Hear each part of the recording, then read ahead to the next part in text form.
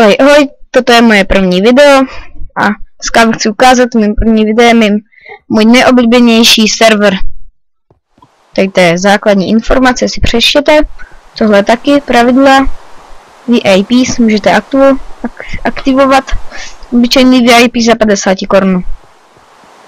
Rezidence, přečtěte, to vezmu tak rychle, za to se omlouvám teda. Přečtěte se hlavní admin.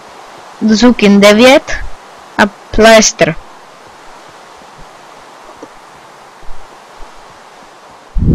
Kam ukážu hospodu, pak hotel a pak ještě a pak asi portály. No nevím, podle toho jak to stihneme. Hospoda, tady si můžete koupit. Tady nezabíjí zrovna Enderman, tak hospodu vezmeme až potom. Tak tady je ubytování v hotelu Plaza. Darma na týden. Tak si můžete koupit pokoj za 5000. Tak.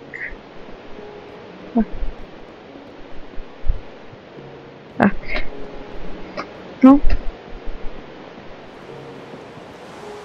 Za to spolu se vám ještě jednou omlouvám, to bylo nečekaný. Už to není. Můžete si tady koupit chleba.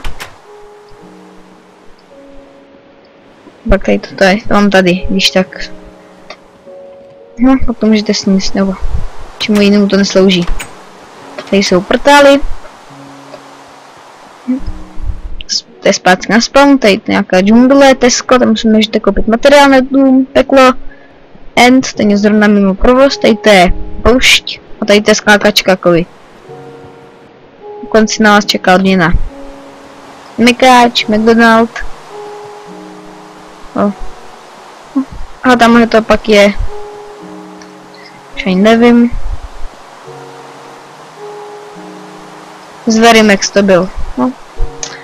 A s tímhle dneska končíme. Tak další videa.